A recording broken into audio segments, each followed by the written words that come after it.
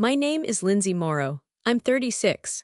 And last Easter, in front of a dozen relatives, I ended my sister's long con by freezing her bank account mid-dessert. While she laughed over lemon pie, I told the whole family exactly how she'd forged medical bills in her husband's name to milk me for money. Now, tell me where you're watching from, and hit like if you've ever had to clean up someone else's lies, just to keep the peace. Let me tell you how I finally stopped doing that. The air was humid, even for spring in Charlotte. Inside my parents' restored colonial, the air conditioning hummed low under a symphony of clinking forks and polite chuckles. It was our family's annual welcome spring dinner, a tradition half as charming as it sounded. This year we had fresh tulips on the table and fresh drama in the kitchen. I had just complimented the lamb, my dad's pride and joy, when my sister Haley chimed in, louder than necessary. Must be nice to afford organic lamb every week when you get paid for playing on computers all day. Her voice sliced through the chatter like a knife through fondant. The room stalled. Forks paused midair. Even our cousin Owen, who usually couldn't be silenced unless he was chewing, blinked and glanced my way. I dabbed at my lips with the cloth napkin. I don't play on computers, I said calmly. But if you ever want help finding your own path, just ask. My voice didn't rise. It didn't need to. I saw her smirk twitch just slightly. Haley was my younger sister by 4 years and a freelance photographer, at least when she wasn't bartending to fill the gaps. She'd always hated that I made more money than her, but lately it had taken on a sharper edge, jealousy mixed with something meaner, entitlement. Mom cleared her throat. Well, Lindsay's worked very hard, she deserves everything she has. That didn't help.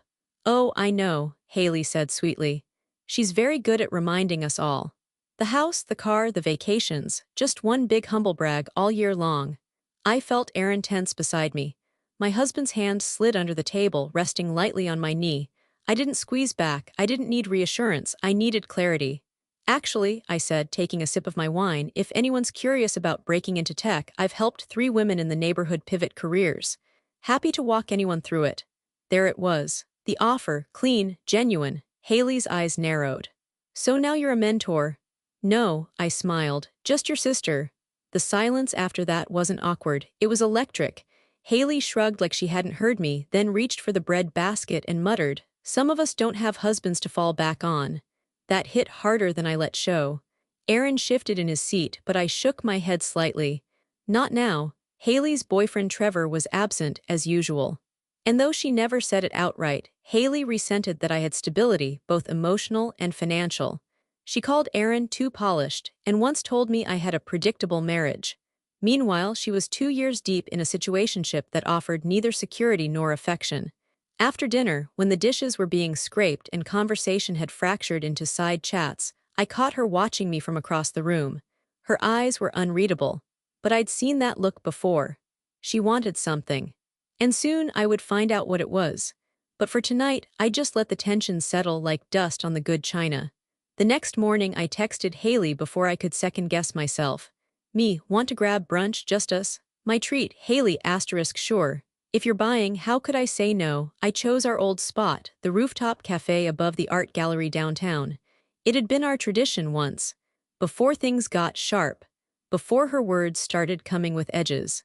Charlotte's spring air was golden and just a little cool. The kind of morning that made you believe anything strained could still be fixed with warmth and a second cup of coffee. I got there first, ordered us lattes and a croissant to split, and claimed a table that overlooked the street below. She arrived 5 minutes late in oversized sunglasses, her camera bag slung crossbody, dressed in layers like she'd forgotten what season it was. Fancy place, she said, sliding into the chair across from me. Someone's bonus season must have hit. I gave a small laugh, not rising to it. Thought you liked this place. I did, she said, scanning the menu. Before they started charging $15 for toast. I smiled and said nothing, even as my chest tightened. I knew her defenses, sarcasm, deflection, always trying to make me the flashy one so she didn't have to look too closely at her own insecurities. We ordered.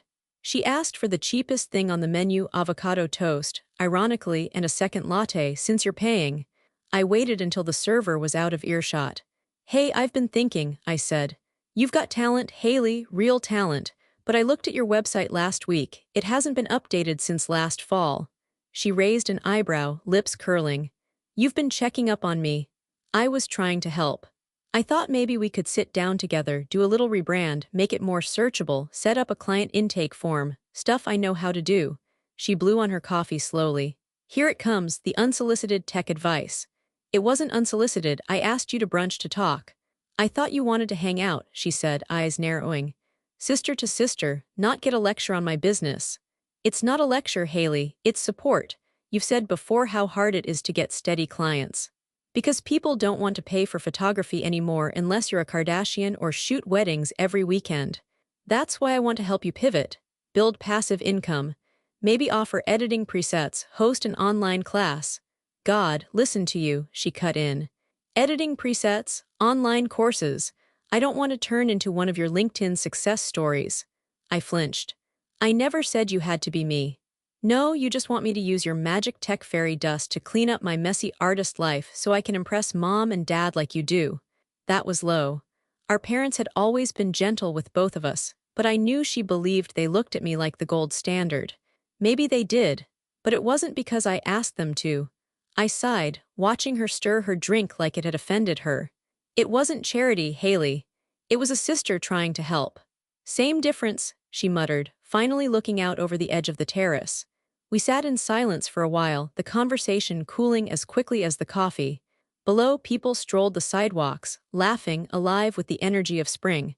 Up here it was quiet, like the air between us had been vacuum-sealed and left with too many years of unsaid things. After the check came and I paid, she stood, adjusting her bag. Thanks for brunch. Next time, maybe skip the business seminar. I just want things to be good between us, I said softly. Like they used to be. Her mouth twitched into a smile. Then maybe stop trying to fix me. She left without a hug. I sat for another minute, finishing the last of my coffee, staring at the lipstick print she left on the rim of her glass. Maybe I had pushed too hard. Maybe I should have just let her vent and paid for pancakes. But something in her tone, brushed with resentment, clipped with defense, it lingered in my chest. She didn't want help. Not from me. Maybe not from anyone. As I stood to leave, a light breeze caught the edge of a folded flyer tucked under a sugar packet on the table. A photography exhibit. Local artists. Applications open. I pocketed it on impulse, just in case she changed her mind. That evening, after traffic gave me too much time to think, I stepped into my condo and kicked off my heels in practiced silence. The space welcomed me in the way homes do when no one else lives there. Tidy, cool, still holding onto the day's filtered light. My place sits on the 10th floor of a sleek building near Uptown Charlotte, 2 bedrooms, open layout, modern everything. It's not huge, but it's mine.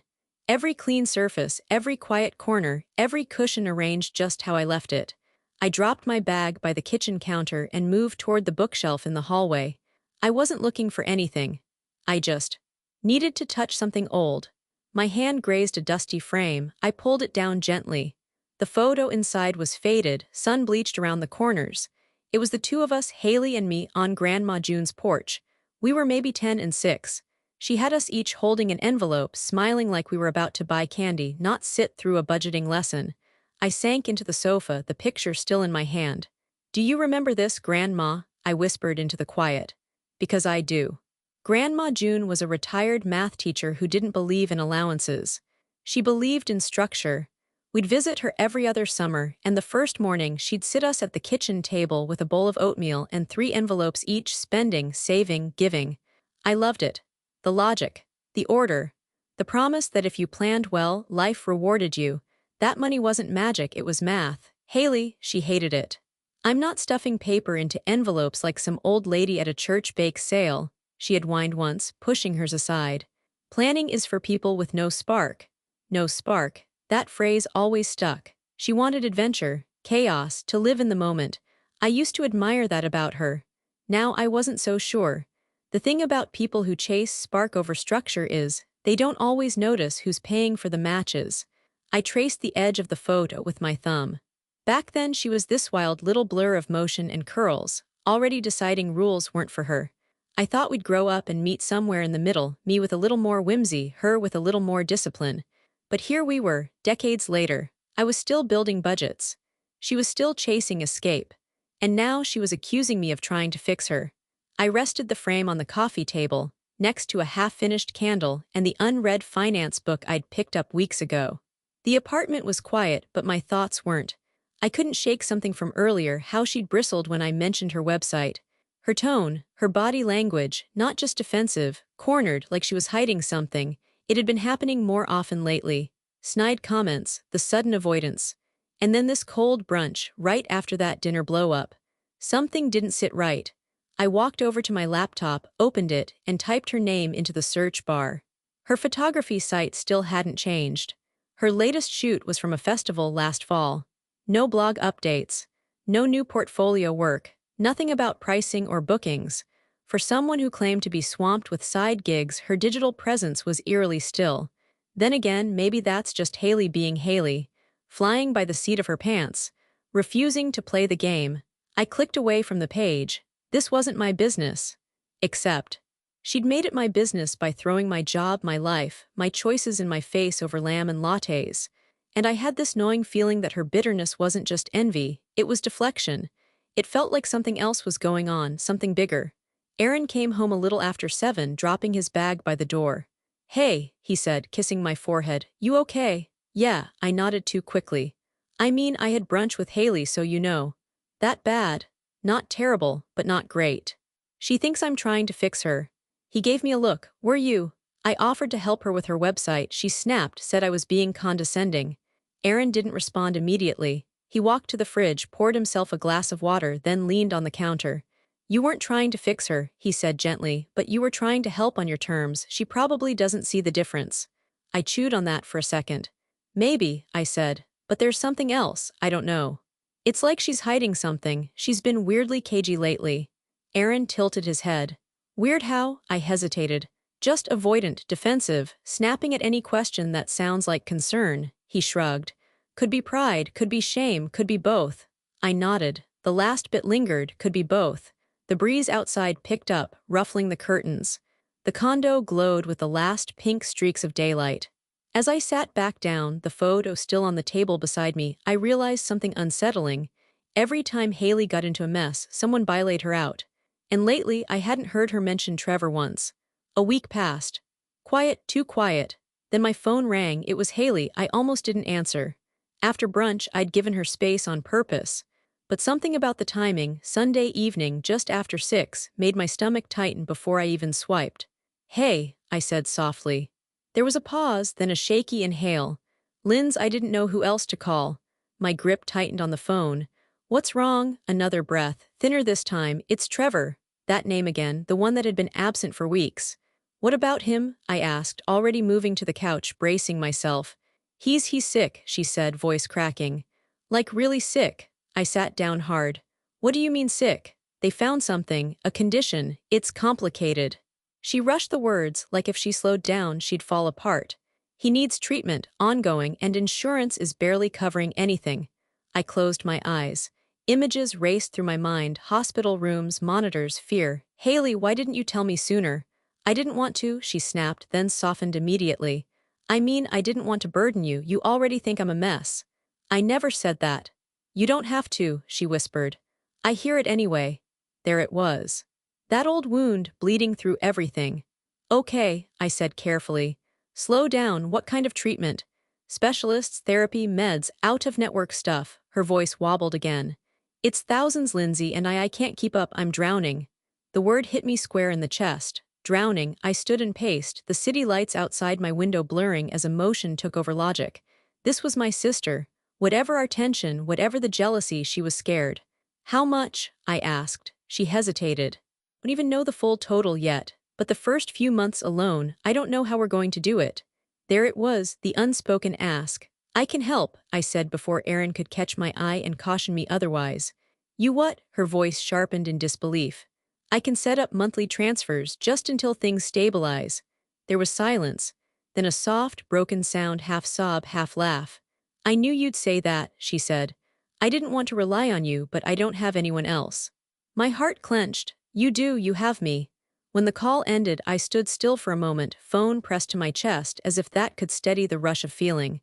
Aaron had been watching from the kitchen doorway. "You okay?" he asked.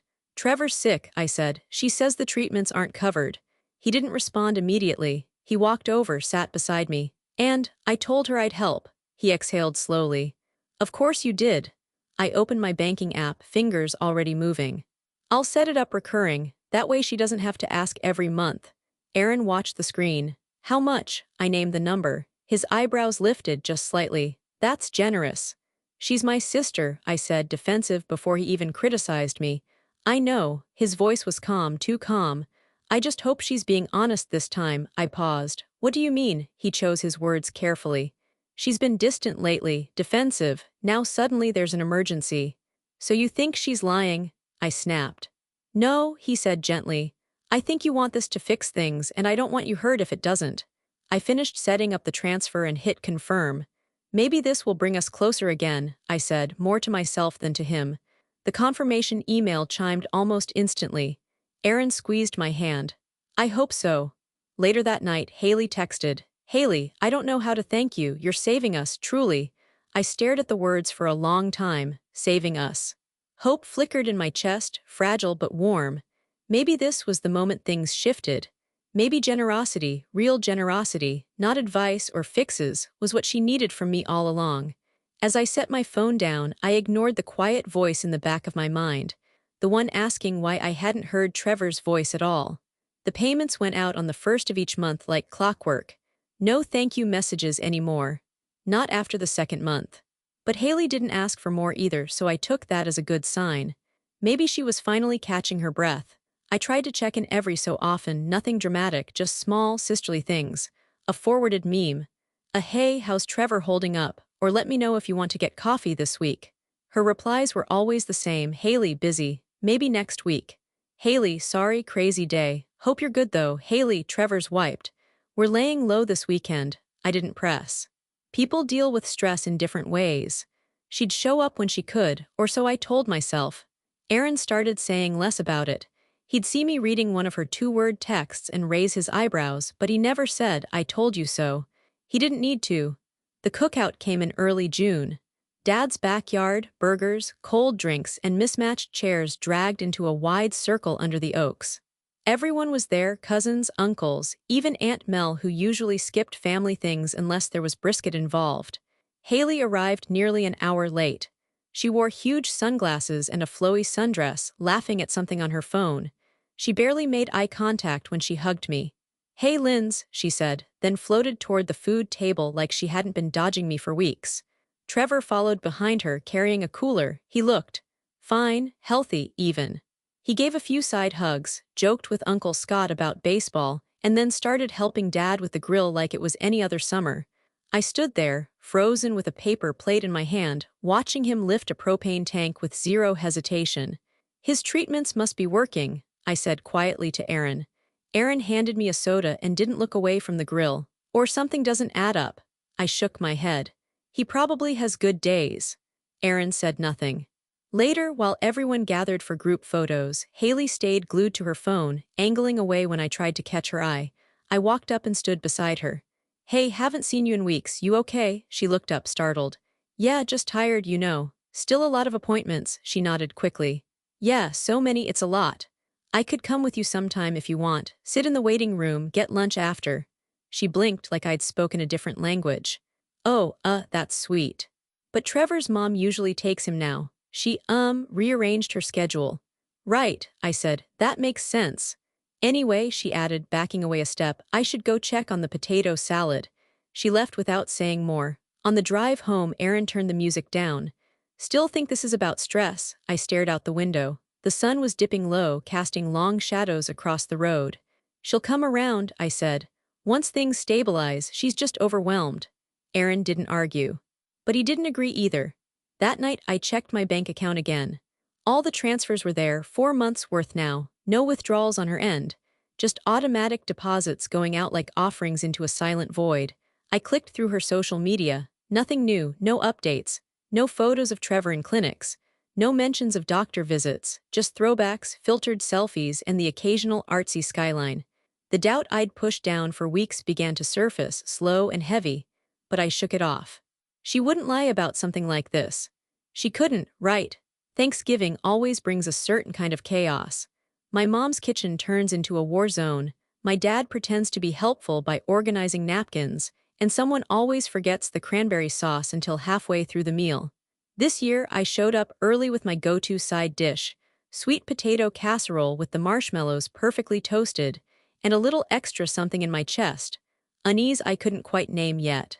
Aaron and I walked in together, arms full of foil-covered trays. The house was warm and smelled like nutmeg and turkey skin crisping under broil. All seemed normal, no one fighting, no awkward silences. That changed when I saw Trevor. He was in the dining room, rearranging chairs, big heavy wooden ones, lifting two at a time with zero signs of effort. He laughed as he did it, calling out to my dad, "Didn't we talk about getting lighter furniture last year?" Then he bent over and scooped up a third chair with a flourish. Aaron caught my eye, raised his brows, said nothing. I just smiled weakly and walked into the kitchen. Haley was already there, perched on a stool and sipping white wine like it was spa day. Her cheeks were flushed with color, her curls perfectly styled. She looked radiant, carefree, even smug. "Hey, stranger," she said, lifting her glass in greeting. "Haven't seen you in a while." I forced a smile. "Yeah, been meaning to reach out." She waved a hand. "Oh, it's been nuts. Between shoots and, well, everything with Trevor, it's just been hard to find a moment." "Of course," I said, placing the casserole down. "How's he feeling?" She paused only a beat. "Better lately, but we're not out of the woods." I nodded, watching her take another sip of wine. "Must be a relief to get some rest." She murmured, setting the glass down with a grin. "Honestly, we both needed a night off. It's nice to laugh again." Aaron came into the room and slid beside me. "Everything okay in here?" "Perfect," Haley said brightly, pushing herself off the stool and heading toward the oven. "I'm just about to steal a roll before dinner." We watched her go. Aaron leaned in and murmured low in my ear, "Guess that back pain isn't slowing him down." I didn't answer, I couldn't. At the table, conversation flowed. Trevor was his usual charming self, joking with the cousins, piling his plate high, going back for seconds and thirds. At one point, he challenged my uncle to an arm wrestling contest. Everyone laughed, including me, but inside I was numb. 4 months of payments. Thousands of dollars, silent replies, missed calls. And now the man I thought was sick was laughing and flexing like a CrossFit coach. I tried to eat, but every bite sat heavy. Maybe it was a miracle recovery. Maybe it was a good week. Maybe he was faking strength for pride's sake. Or maybe Haley's laughter rang out from across the table. Light, full, effortless. I looked at her, wine glass in hand, glowing in the candlelight like nothing had ever gone wrong. My stomach tightened. This didn't make sense. I glanced at Aaron. He was already looking at me. He didn't speak, just gave a tiny, almost imperceptible nod. Like he knew I was starting to see it, starting to believe it. Later, as we pulled on coats and hugged goodbye, Haley looped her arm around mine and whispered, "I really appreciate everything, Linz, more than you know." I smiled back, but it didn't reach my eyes. I didn't know what hurt more, that I might have been lied to, or that I still wanted to believe her anyway. The next morning, I woke up with a pit in my stomach and a single thought looping like static. What if I'm wrong? But underneath that, a second thought, quieter, firmer. What if I'm not? Aaron had already left for his Saturday trail run. I stood alone in our kitchen, fingers wrapped around a too-hot mug of coffee, staring out at the city skyline like it might offer me answers. But it didn't. Trevor lifting chairs, Trevor arm wrestling, Haley beaming. The laughter, the ease, it hadn't added up. Not at all. But suspicion alone wasn't enough. I needed to know. So I grabbed my keys and a coat and drove across town to the medical center Haley had mentioned offhand months ago. The one that specialized in long-term outpatient therapies, as she'd once described. The parking lot was half full. I parked far from the entrance, my heartbeat already quickening with every step I took toward the sliding glass doors. Inside, the lobby was quiet, the kind of sterile calm that made every footstep sound louder. The front desk was staffed by a woman in cheerful scrubs, tapping away at her computer. I approached slowly, my hands tucked into the pockets of my coat. "Hi," I said, forcing a polite smile. "I'm trying to check on a family member's care schedule. I'm not looking for anything confidential, I just need to confirm that they're receiving treatment here." She looked up, smile pleasant but practiced. "Are you listed on their file as next of kin or caregiver?" "No, I'm not. But I've been financially supporting some of the treatment, and I'd just like to confirm that it's happening." Her brows lifted slightly, but she nodded. "What's the patient's name?" "Trevor Lawton." She turned to the screen and began typing. I stood there, breath shallow, eyes flicking across the waiting room. A man in a wheelchair was reading a newspaper. A nurse pushed a cart of wrapped supplies down the hall. It all looked so normal, so routine. After a minute, the woman frowned slightly. How do you spell the last name? Lawton, she typed again, clicked once more. Then looked up at me with that kind of apologetic professionalism you only learn after working with the public for too long. I'm sorry, ma'am, we don't have anyone by that name receiving care here. Not now, not in the past 6 months. I blinked. Are you sure? She nodded. Positive. I even searched by first name and a few variations just in case. I opened my mouth, closed it, then tried again. Could he be using another clinic attached to this hospital system? Possible, but we would still see a record of intake or transfer. I can check the entire network if you'd like. Yes, please. She turned back to the screen. My palms were sweating now, pressed deep into my coat. I already knew what was coming, but I needed her to say it again. Another few keystrokes, another pause. No one by that name across our facilities, she confirmed. Sorry. I nodded slowly, not trusting my voice. Thanks, I said, barely above a whisper. That's all I needed. I turned and walked out, the sliding doors parting with a hiss behind me. Outside, the morning was crisp, sun cutting low across the lot, and I just stood there for a moment, letting it hit me, letting the chill cut through my sleeves. Trevor hadn't been here, not once. He hadn't been in any treatment, not under his name. My hands shook as I pulled my phone from my coat, opening my banking app and staring at the outgoing transfers. The money, the trust. All of it automatic and silent, month after month. My stomach twisted, not from heartbreak, but from the recognition that this wasn't just avoidance, it was deception. I slid into my car and closed the door but didn't start the engine right away. I sat there, gripping the wheel, trying to keep my breathing steady as the truth crashed over me in waves. I'd been played, not once, not on accident, on purpose, by my own sister. That night, I sat at the dining table in near darkness, the only light coming from the flicker of our stove clock, and the city glow bleeding through the windows. My laptop lay open in front of me, tabs pulled up for medical centers, therapy clinics, financial tracking apps, a digital paper trail of absence. Aaron came home around 8, tossing his gym bag by the door. His hair was damp from the shower at the rec center, his expression relaxed. That peaceful ease in his face struck me like a slap. Hey, he said, unzipping his jacket. You already eat. No, I answered flatly.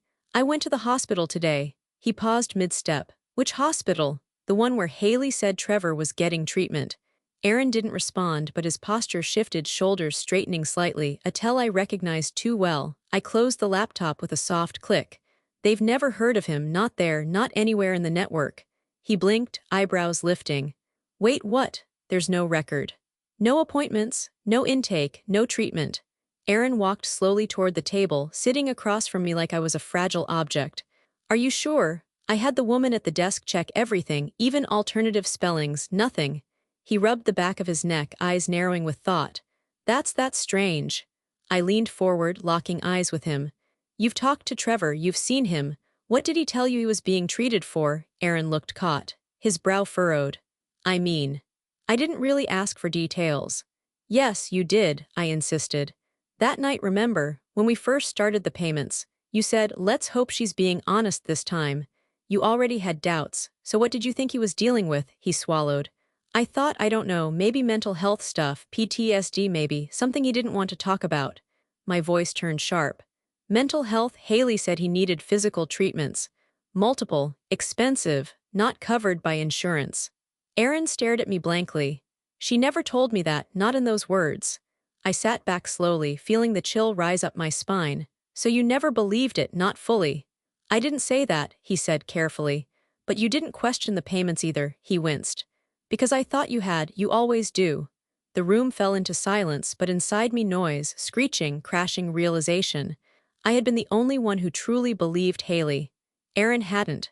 The hospital hadn't. Trevor hadn't said a word, I'd been lied to, and everyone else had simply stepped aside. You let me send her money every month, I whispered, and you didn't ask why. I trusted you to ask, he said. I didn't think I needed to. I stared at him, but all I could see was the void. The space where trust used to be, not just in Haley but in myself. My ability to tell truth from manipulation. They hadn't just taken my money, they'd taken my belief. The next morning, I woke up with a clarity that felt mechanical. Like someone had flipped a switch inside me. I wasn't angry, not yet. I was operational, focused. Trevor, I needed to talk to Trevor. Haley had spent months keeping us apart, painting him as fragile, exhausted, in constant treatment. But last night I saw him, lifting chairs, eating thirds, laughing like a man who had no idea his body was supposedly betraying him. So I texted him. Hey, could we meet for coffee? I'm sorting through insurance paperwork and some things aren't adding up. Just need a couple minutes to clarify. His reply came 8 minutes later. Trevor, sure, what's up? I can swing by Deacon's Cafe after work around 10. That okay? Deacon's was quiet on weekdays, tucked behind a bookstore and always half-lit like it was running on moody introspection. Perfect. When I arrived, I ordered a black coffee and chose a two-top near the window. I laid out my laptop, a folder with printouts, and tried to keep my breathing even. Trevor showed up right on time, wearing a hoodie and jeans, greeting me with a cheerful, "Hey, Linz," like this was a casual catch-up. He sat down across from me, pulling his own coffee from the to-go line. "So what's the insurance thing about?" I looked at him for a long second before speaking. "You know I've been helping Haley financially, right?" He blinked. "Yeah, I think she mentioned it once. Something about a work grant." I tilted my head. "A work grant?" He nodded slowly. "She said it was from your company, a sort of freelance stimulus fund, like a family assistance initiative or something." My heart thudded. "Trevor, she told me you were sick." His expression blanked. "What?" "She said you needed treatment, not covered by insurance, for a serious condition, that it was thousands out of pocket." He stared at me, processing. "No, Lindsay, I'm not sick." I didn't move. "Not even a little." "No. I mean, I've had back pain sometimes, but nothing major, no specialists, no treatment." I didn't know she told you that." I reached slowly into my folder and pulled out the bank statements. I slid them across the table, tapping on the monthly transfers. "These," I said quietly, "have been going to her account for 6 months, all under the assumption that they were funding your care." Trevor leaned in. His eyes scanned the numbers, then his mouth fell open. "She said this was from a tech grant. A creative business thing." Jesus, Lindsay, I had no idea." The cafe buzzed faintly in the background, coffee beans grinding, soft jazz playing, but between us the silence was deafening. "She said you were getting injections," I said, voice brittle. "That you couldn't lift things, that you weren't working." Trevor's face drained of color. "I've been picking up construction side gigs for extra cash. I thought she wanted the money for her photography gear." I nodded slowly. "She's been lying to both of us." He rubbed his face hard with both hands, exhaling like it hurt. "God, I should have known. I knew something felt off, but I didn't ask enough questions." "Neither did I." We sat there, stunned. He looked up at me again. What are you going to do?" I reached over, pulled back the folder, and quietly said, "I'm going to stop it. All of it." A silence settled between us, thick with disbelief, with betrayal, with shame that didn't belong to either of us but had somehow landed squarely on both our shoulders. Trevor shook his head. "I'm so sorry, Lindsay. I didn't know she was like this." I met his eyes. Neither did I. That evening, Trevor came over just after sunset. He brought a manila folder. I brought a printer and 6 months' worth of heartbreak. We sat in my study, door closed, blinds drawn, only the soft whir of the space heater humming beneath the desk.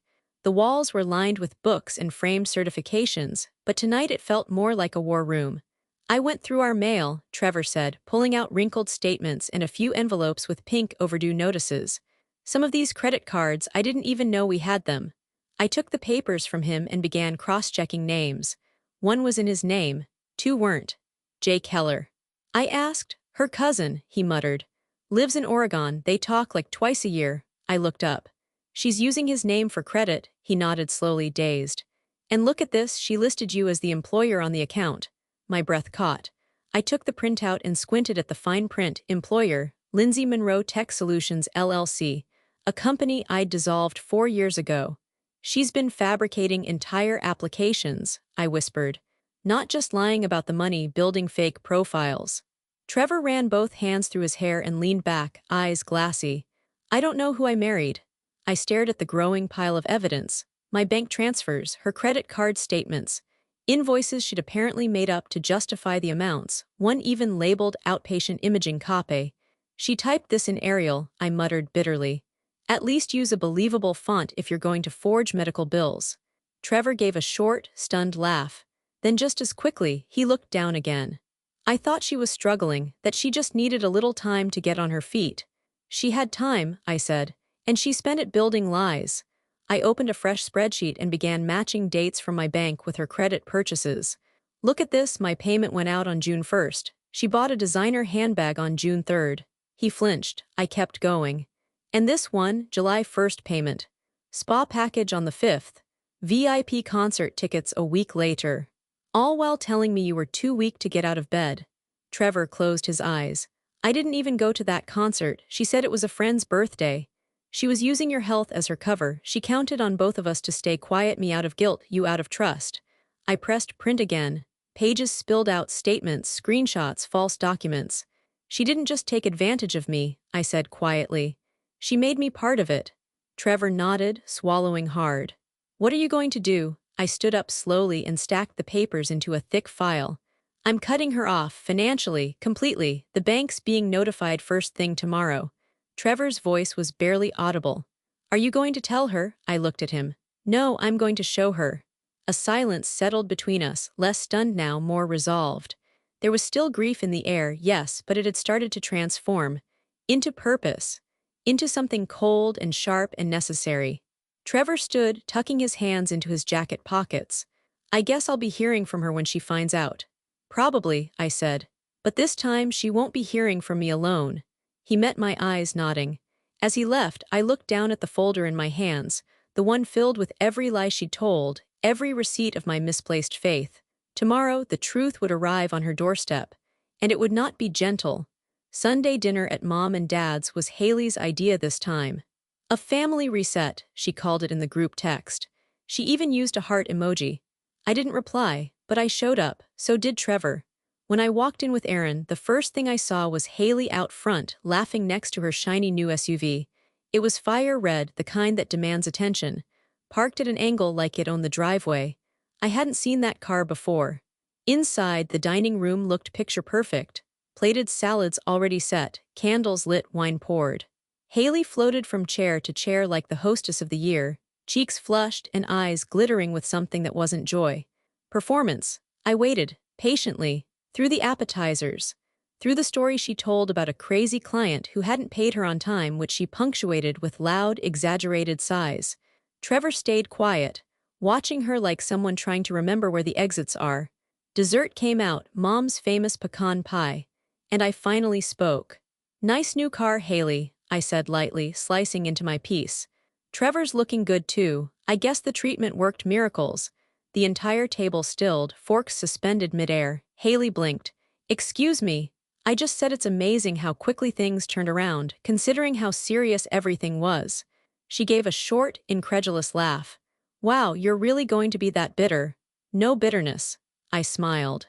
Just curious how someone sick enough to need monthly medical transfers has the strength to carry new furniture and drive a luxury SUV. Haley's eyes narrowed. What are you talking about? Before I could answer, her phone rang. She glanced down and I watched the blood drain from her face. It's my financial planner, she muttered, standing to step away. But it was too late. Her voice was on speaker and so was his. Hi, Haley, just a heads up, your recurring payments were canceled by the sender this morning. All automatic transfers stopped and the bank flagged the documents attached to your reimbursement claims. We'll need to discuss those immediately. Silence. Utter, breathless silence. She fumbled to end the call, eyes snapping to mine. What the hell did you do? I stood slowly, napkin folding between my fingers. I stopped funding your fantasy, I said evenly. Because Trevor's not sick. And you never used a dime for medical treatment. Aunt Mel gasped. Mom's hand flew to her chest. Dad looked from one daughter to the other like the room had flipped sideways. Ask Trevor, I added, turning to the table. He'll tell you everything. All eyes turned to him. Trevor cleared his throat, voice low. She lied about all of it. Haley's mouth opened, then shut. The room exploded. Questions flew. Voices overlapped. Someone dropped a fork. My mother looked like she might cry, and I sat back down, calm, steady, because the truth had finally detonated, and I hadn't raised my voice once.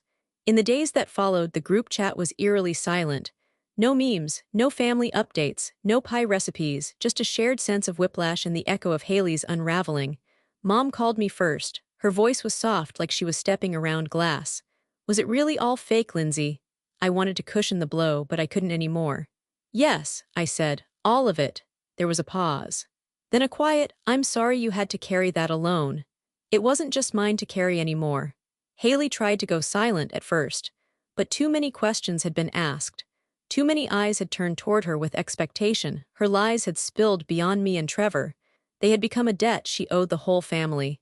And soon it came to light. She'd maxed out 2 credit cards, leased the SUV under false income reports, and even listed me as a business partner on a fake grant application. When I confronted her with the documents, privately, this time, she didn't fight. She just looked tired, hollow. They liked me better when I was struggling, she mumbled. So I gave them a version of me to fix. No, I said calmly. You gave them a lie to clean up. She had to sell the car. Her financial advisor dropped her. The family demanded transparency, and Haley was finally forced to admit, in a shaky, email-wide apology, that she had manipulated all of us. I was scared and I got selfish, she wrote. I thought I could control the fallout. I was wrong. Trevor packed a bag the same day she sent it. He moved in with his brother temporarily, saying he needed space to think without fiction in the air. I couldn't blame him. He texted me once simply, "Thank you for pulling the curtain back. I'm sorry it took me this long to see her." I replied, we both wanted to believe her. That's not weakness. It's love, she just didn't return it. Around us, the family began to mend, not by sweeping it under the rug, but by calling things what they were. Aunt Mel asked me for a budgeting spreadsheet. My dad asked Trevor to help build a firewood shed. Even Mom, still aching with disbelief, invited both of us over for tea and made a point to say, I know you always meant well. We were finally done pretending. Haley didn't show up to the next family dinner. But no one seemed surprised. No one asked where she was. And for the first time in a long time, there was no elephant in the room, just people showing up honestly, like I always had. 1 year later, my apartment smelled like cinnamon, rosemary, and the faint sweetness of baked pears cooling on the counter. The lights were soft, the music low, and the dining table, set with mismatched china and linen napkins, was surrounded by people who had stayed. Aaron uncorked the wine, my mom folded napkins into perfect little triangles, and Trevor stood by the window, holding a mug of cider and chatting with my cousin Jaden about starting fresh in Colorado. The room pulsed with warmth, not from the heater, but from the quiet knowing between all of us, that we had made it through something. I caught Trevor's eye across the table. He gave me a nod and a smile, not wide but real. He looked different now. Lighter. Like someone who no longer carried the burden of another person's story on his shoulders. He'd filed for separation 6 months ago, quietly, without drama. I can't keep living in fiction, he told me. She needs help, but I can't be the one holding up her illusion anymore. He wasn't angry when he said it, just done. I understood that. Dinner flowed easily, no awkward pauses, no forced laughs, just conversations that ran deep about real estate, homemade pasta, late-night TV. It felt honest, deliciously uneventful. And then after dessert I saw the envelope. A small, ivory card tucked into the front door wreath, sealed in gold. No name on the front, but I knew the handwriting, perfect loops, a bit too practiced. I opened it quietly while the others cleared plates. Lindsay, I know I'm not there, I'm not sure I should be, but I wanted to say thank you, for stopping me when I didn't know how to stop myself, for saving me from the spiral I couldn't name. I'm trying, slowly. Haley, no return address, no promises, just that. I stared at the card for a long time, not out of longing but reflection. The woman who once knew exactly how to manipulate me had in some small way released her grip. Aaron came up beside me, sliding a hand across the small of my back. You okay? I nodded. Yeah, she sent a card. He raised his eyebrows. A thank you, I held it up, lips curled slightly. Her version of one. Are you angry? I looked around the room, at my parents rinsing dishes side by side, at Jaden teasing Trevor about the altitude in Colorado, at my life as it stood now. No tension, no pretense. No, I said, not angry. I folded the card, slipped it into a drawer and closed it. Boundaries aren't punishment, I said, turning to Aaron. They're love, just with a lock on the door. He clinked his glass against mine. To love with locks, he said. To truth that costs, I replied. But buys us peace. We toasted. The night wore on with laughter, simple stories, and the flicker of candles burning low. Outside, snow dusted the windows. Inside, I felt warm centered. Because for the first time in a long time, the only people in my life were the ones who had earned a seat at the table. That was the end of my story. When Trevor packed his bags and walked away from Haley after learning the truth, he didn't yell, didn't seek revenge. He just quietly chose self-respect over loyalty to someone who manipulated him. Did he do the right thing, or should he have stayed and helped her change? Tell me what you would have done in the comments. And if this story hit you somewhere real, don't forget to like and subscribe. I've got more to share.